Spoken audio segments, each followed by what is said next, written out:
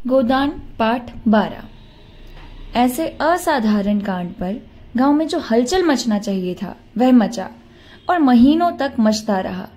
जुनिया के दोनों भाई लाठियां लिए गोबर को खोजते फिरते थे।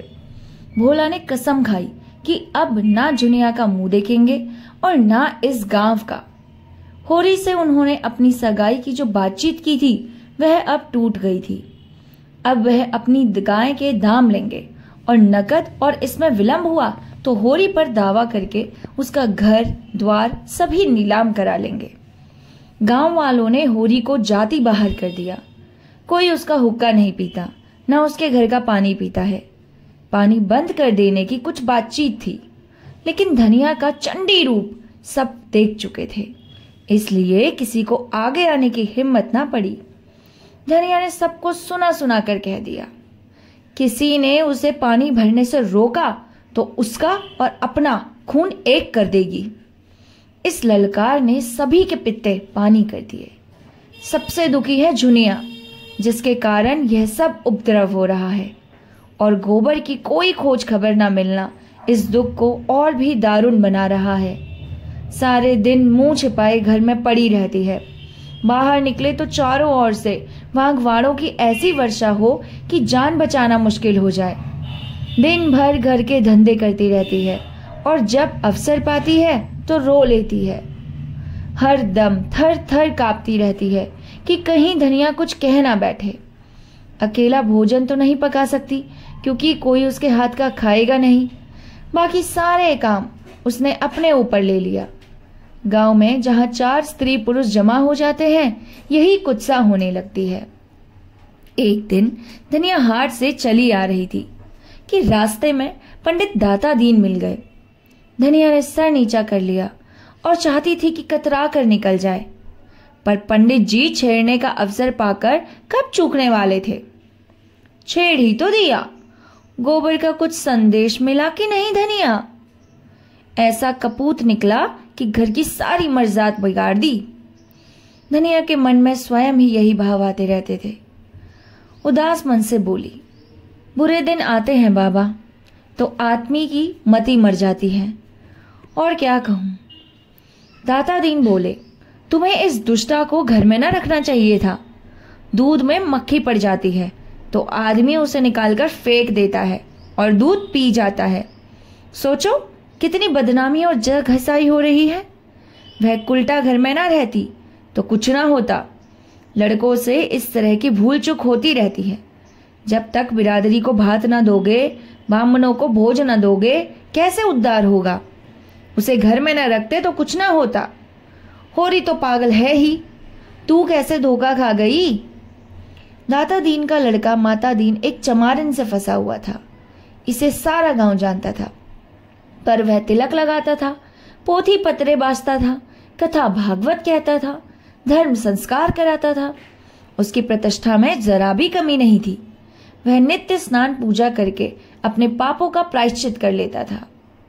धनिया जानती थी कि जुनिया को आश्रय देने से ये सारी विपत्ति आई है। उसे ना जाने कैसे दया आ गई, नहीं उसी रात को जुनिया को निकाल देती तो क्यों इतना उपहास होता। लेकिन यह भय भी होता है कि तब उसके लिए एक नदी या कुआं के सिवा और ठिकाना कहाँ था। एक प्राण का मूल्य देकर, एक नहीं 2 प्राणों का, वह अपने मर्जात की रक्षा कैसे करती। फिर जुनिया के गर्भ में जो बालक है वह धनिया के ही तो हृदय का टुकड़ा है। हंसी के डर से उसके प्राण कैसे ले सकती है। और फिर जुनिया की नम्रता और दीनता भी तो निरस्त्र करती रहती है। वह जली भुनी बाहर से आती है, पर ज्यों ही जुनिया लोटे का पानी लाकर रख देती है, उसके पांव दबाने लगती है तो उसका सारा क्रोध पानी हो जाता है। बेचारी अपनी लज्जा और दुख से आप दबी हुई है। उसे और क्या दबाएं, मरे को क्या मारे। उसने तीव्र स्वर में कहा, हमको कुल प्रतिष्ठा इतनी प्यारी नहीं है महाराज कि इसके पीछे एक जीव की हत्या कर डालते। ब्याहता ना सही, पर उसकी बाह तो पकड़ी है मेरे बेटे ने ही। किस मुंह से निकाल देती। वही काम बड़े बड़े करते हैं, मुदा उनसे कोई कुछ नहीं बोलता, उन्हें कलंक ही नहीं लगता। वही काम छोटे आदमी करते हैं तो उनकी मर्जात बिगड़ जाती है, नाक कट जाती है। बड़े आदमियों को अपनी नाक दूसरों की जान से प्यारी होगी, हमें तो अपनी नाक इतनी प्यारी नहीं। दाता दीन हार मानने वाले जीव न थे। वह इस गांव के नारद थे। यहाँ की वहां, वहां की यहाँ, यही उनका व्यवसाय था। वह चोरी तो ना करते थे, उसमें जान जोखिम था, पर चोरी के माल में हिस्सा बटाने के समय अवश्य पहुंच जाते थे। कहीं पीठ में धूल न लगने देते थे। जमींदार को आज तक लगान की एक पाई न दी थी। कुर्की आती तो कुएं में गिरने चलते। नौखेराम के किए कुछ ना बनता, मगर असामियों को सूद पर रुपए उतार देते थे। किसी स्त्री को कोई आभूषण बनवाना है, दाता दीन उसकी सेवा के लिए हाजिर है। शादी ब्याह तय करने में उन्हें बड़ा आनंद आता था।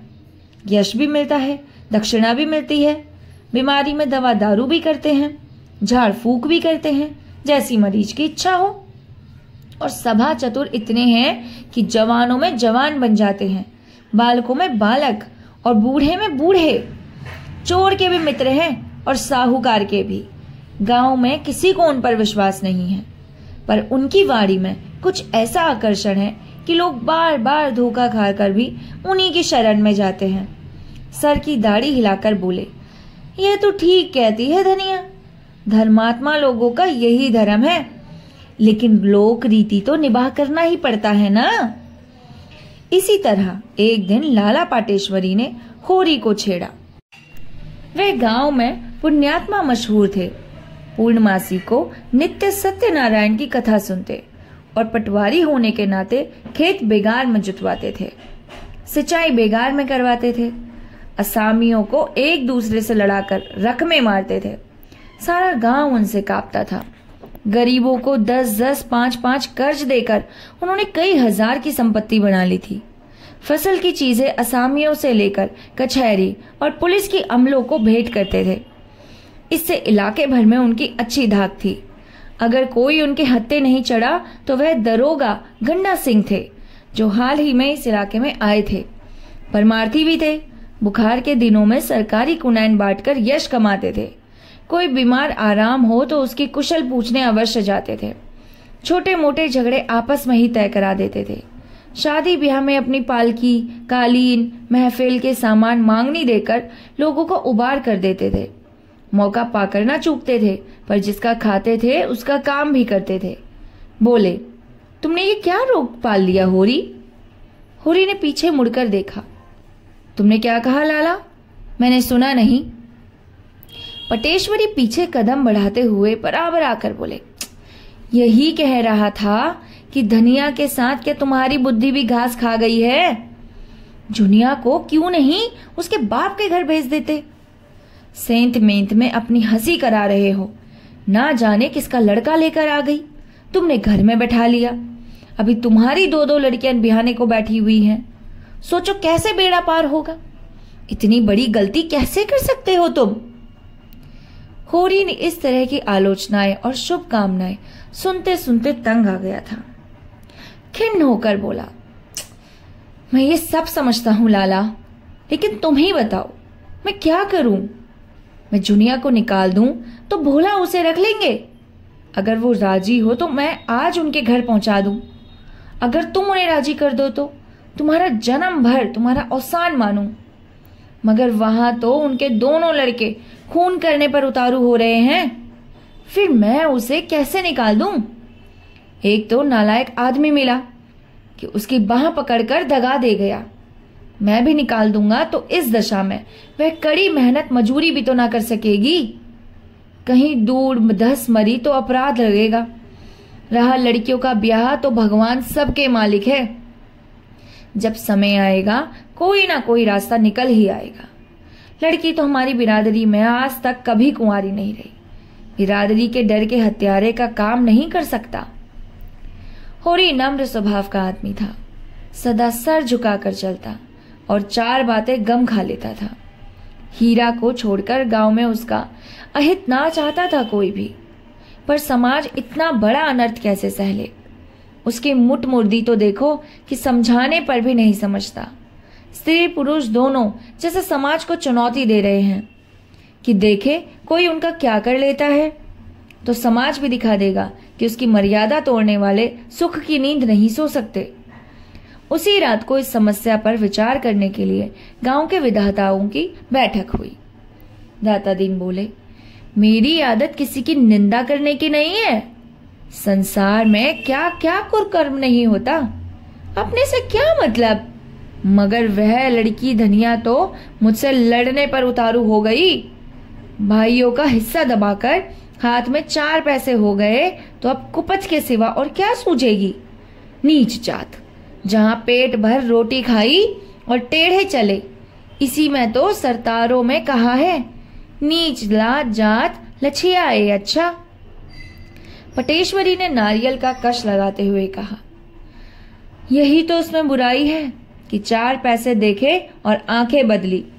आज होरी ने ऐसी हेकड़ी जताई है कि अपना सब मुंह लेकर रह गया। ना जाने अपने को क्या समझता है। अब सोचो, इस अनीति का गांव में क्या फल होगा। जुनिया को देखकर दूसरी विधवाओं का मन बढ़ेगा कि नहीं। आज भूला के घर में ये बात हुई है, कल हमारे तुम्हारे घर में होगी। समाज तो भय के बल से चलता है। आज समाज का अंकुश जाता रहे, फिर देखो संसार में क्या क्या अनर्थ होता है। झिंगुरी सिंह 2 स्त्रियों के पति थे। पहली स्त्री 5 लड़के लड़कियां छोड़कर मरी थी। उस समय इनकी अवस्था 45 के लगभग थी।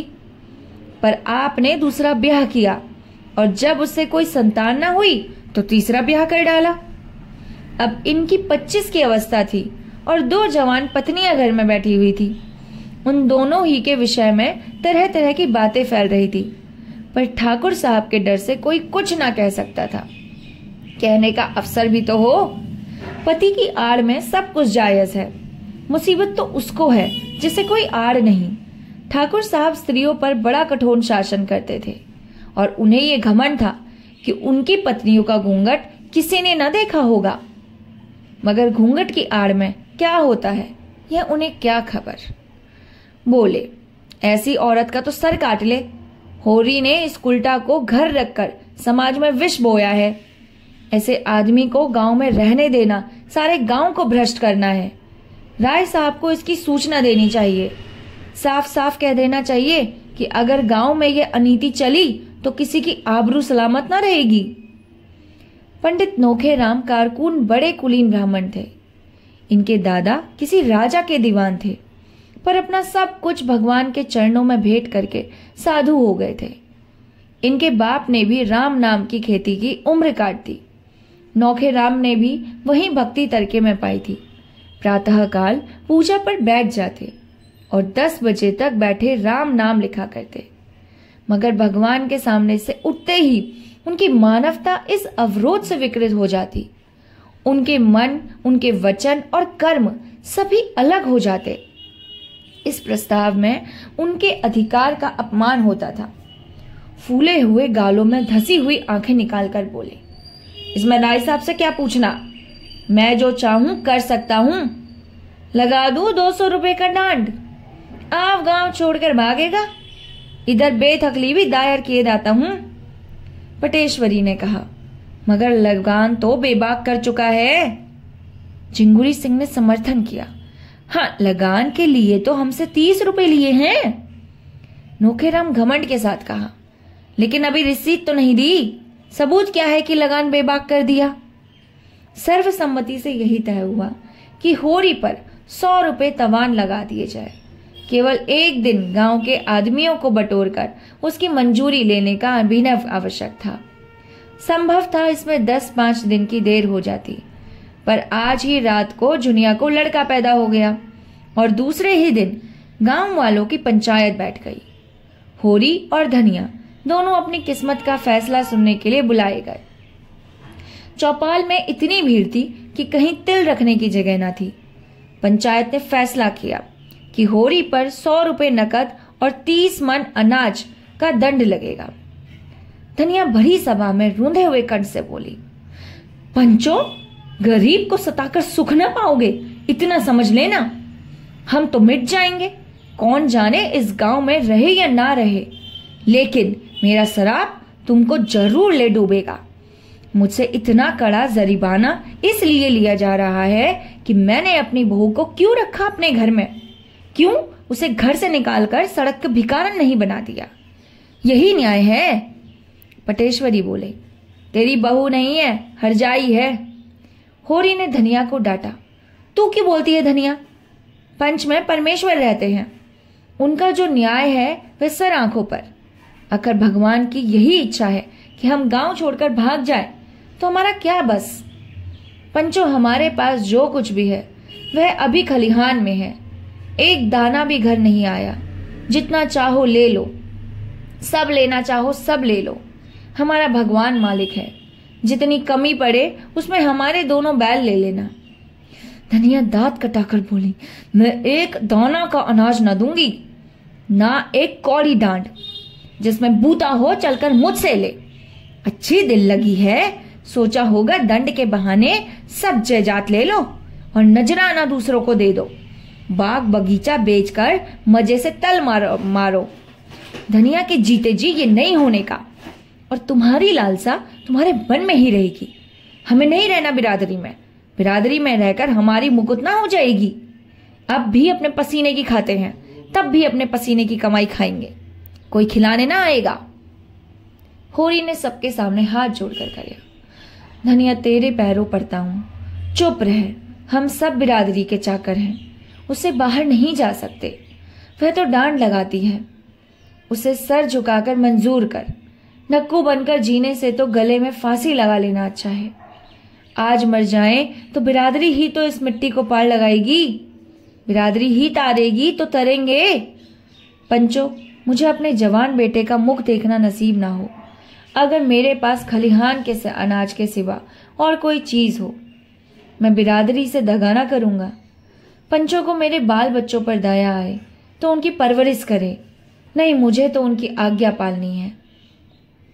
धनिया झल्ला कर वहां से चली गई और होरी पहर रात खलिहान से अनाज ढो ढोकर झिंगुरी सिंह की चौपाल में ढेर करता रहा।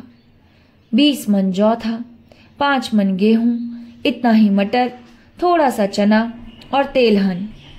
अकेला आदमी और 2 गृहस्थियों का बोझ। यह जो कुछ हुआ धनिया के पुरुषार्थ से हुआ। जुनिया भीतर का सारा काम कर लेती थी और धनिया अपनी लड़कियों के साथ खेती में जुटी हुई थी। दोनों ने सोचा था गेहूं और तेलहन से लगान की एक किस्त अदा हो जाएगी और हो सके तो थोड़ा थोड़ा सूद भी दे देंगे। जो खाने के काम में आएगा लंगे तंगे 5-6 महीने कट जाएंगे और तब तक ज्वार, मक्का, सावा, धान के दिन आ जाएंगे। सारी आशा मिट्टी में मिल गई। अनाज तो हाथ से ही गया। 100 रुपए की गठरी और सर पर लद गई। अब भोजन का कहीं ठिकाना नहीं और गोबर का क्या हाल हुआ भगवान जाने। न हाल न हवाल। अगर दिल इतना कच्चा था तो ऐसे काम किए ही क्यों? मगर होनहार को कौन टाल सकता है। बिरादरी का वह आतंक था, अपने सर पर लाद कर अनाज ढो रहा था, मानो अपने बच्चों की कब्र खोद रहा हो। जमींदार, साहूकार, सरकार, इतना रौब किसका था? कल बाल बच्चे क्या खाएंगे, इसकी चिंता प्राणों को सोख लेती थी। पर बिरादरी का भय पिशाच की भांति सर पर सवार अंकुश दिए जा रहा था। बिरादरी से पृथक जीवन की वह कोई कल्पना नहीं कर सकता था। शादी ब्याह, मुंडन छेदन, जन्म मरण, सब कुछ बिरादरी के हाथ में है। बिरादरी उसके जीवन में वृक्ष की भांति जड़ जमाए हुए थे और उसकी नसें उसके रोम रोम में बिंधी हुई थी। बिरादरी से निकलकर उसका जीवन वृषंखल हो जाएगा, तार तार हो जाएगा। जब खलिहान में केवल 150 मन जौ रह गया तो धनिया ने दौड़कर उसका हाथ पकड़ लिया और बोली, अच्छा अब रहने दो, धो तो चुके बिरादरी की लाज। बच्चों के लिए भी कुछ छोड़ोगे? सब बिरादरी में भाड़ में छोड़ दोगे। मैं तुमसे हार जाती हूं। मेरे भाई में तुम ही जैसे बुद्धू का संग लिखा था। होरी ने अपना हाथ छुड़वाकर टोकरी में शेष अनाज भरते हुए कहा, यह ना होगा धनिया। पंचों की आंखें बचाकर एक भी दाना रख लेना मेरे लिए हराम है।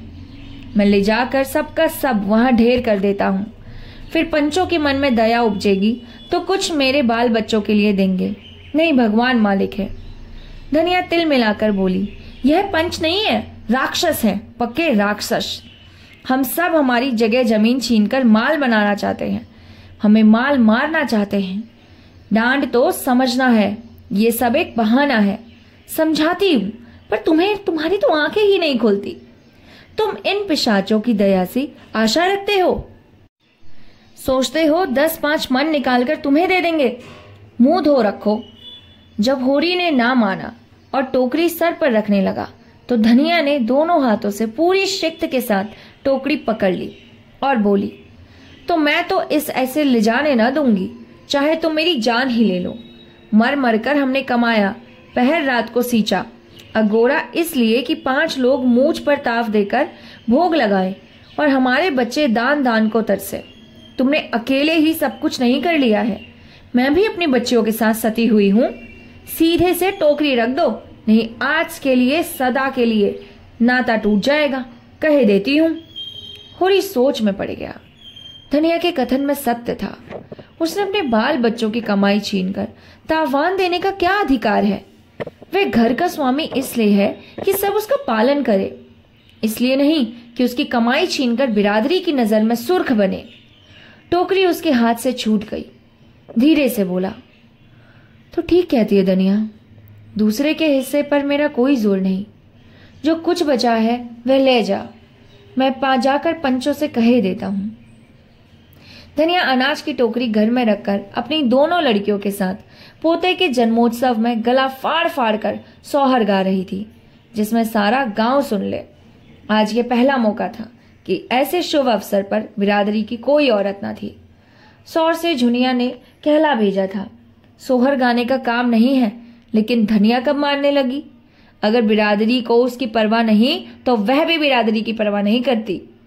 उसी वक्त होरी अपने घर से 80 रुपए पर झंझूरी नाच के हाथों गिर कर रख रहा था। डांट के रुपए का इसके सिवा कोई और प्रबंध न कर सकता था। 20 रुपए तो तिलहन, गेहूं और मटर से मिल गए। शेष के लिए घर लिखना पड़ गया। नोखे राम तो चाहते थे कि बैल बिकवा लिए जाए, लेकिन पटेश्वरी और दाता दीन ने इसका विरोध किया। बैल बिक गए तो होरी खेती कैसे करेगा? बिरादरी उसकी जायदाद के रुपए वसूल करे, पर ऐसा तो ना करे कि वह गांव छोड़कर भाग जाए, इस तरह बैल बेच दे। होरी रहनामा लिखकर कोई 11 बजे रात को घर आया तो धनिया ने पूछा, इतनी रात तक वहां क्या कर रहे थे? होरी ने जुलाहे का गुस्सा दाढ़ी पर उतार कर कहा, करता क्या रहा, इस लौंडे की करनी भरता रहा। अभागा आग तो चिकनकारी छोड़कर भागा, आग मुझे बिकन बुझानी पड़ रही है। 80 रुपए में घर रेहन लिखना पड़ता, करता क्या, अब हुक्का खुल गया, बिरादरी ने अपराध क्षमा कर दिया। धनिया ने ओट चबाकर कहा, ना हुक्का खुलता तो हमारा क्या बिगड़ा जाता? 4 महीने तक किसी का हुक्का पिया हो तो क्या छोटे में गए? मैं कहती हूं तुम इतने भोंदू क्यों हो? मेरे सामने तो बड़े बुद्धिमान बनते हो, बाहर तुम्हारा मुंह क्यों बंद हो जाता है? ले दे के बाप दादों की निशानी एक घर बच रहा था, आज तुमने अपना भी वारा न्यारा कर दिया। इसी तरह कल यह 3-4 बीघे जमीन है, इसे भी लिख देना और तब गली गली भीख मांगना। मैं पूछती हूँ, तुम्हारे मुंह में जीभ न थी? उन पंचों से पूछते तुम कहाँ के बड़े धर्मात्मा हो जो दूसरों पर डांड लगाते फिरते हो? तुम्हारा तो मुंह देखना भी पाप है। होरी ने डांटा, चुप रह, बहुत चरचर ना बोल, बिरादरी के चक्कर में अभी पड़ी नहीं है, नहीं मुंह से बात ना निकलती। धनिया उत्तेजित हो गई। कौन सा पाप किया? जिनके लिए बिरादरी से डरे किसी की चोरी की है, किसी का माल काटा है। महरिया रख लेना पाप नहीं है, हाँ रख के छोड़ देना पाप है। आदमी का बहुत सीधा होना भी बुरा है, उसके सीधे फन का फल यही होता है कि कुत्ते भी मुंह चाटने लगते हैं। आज उधर तुम्हारी वाहवाह हो रही होगी कि बिरादरी की कैसी मर्जाद रख ली। मेरे भाग फूट गए, तुम जैसे मर्द से पाला पड़ा, कभी सुख की रोटी ना मिली। मैं तेरे बाप के पांव पड़ने गया था, वही तुझे मेरे गले बांध दिया गया। पत्थर पड़ गया था उनकी अक्कल पर, और उन्हें क्या कहूं, ना जाने क्या देखकर लट्टू हो गए। कोई ऐसे बड़े सुंदर भी तो ना थे तुम। विवाद विनोद का क्षेत्र में आ गया। 80 रुपए गए तो गए, लाख रुपए का बालक तो मिल गया, उसे तो कोई छीन ना लेगा। गोबर घर लौट आए। धनिया अलग झोपड़ी में भी सुखी रहेगी। होरी ने पूछा, बच्चा किसको पड़ा है? धनिया ने प्रसन्न मुख होकर जवाब दिया, बिल्कुल गोबर को पड़ा है, सच। रिष्ट पुष्ट तो है? हाँ हाँ, अच्छा है। ये चैप्टर खत्म होता है यहीं। नेक्स्ट चैप्टर में मिलेंगे हम अगली वीडियो में। तब तक के लिए नमस्कार।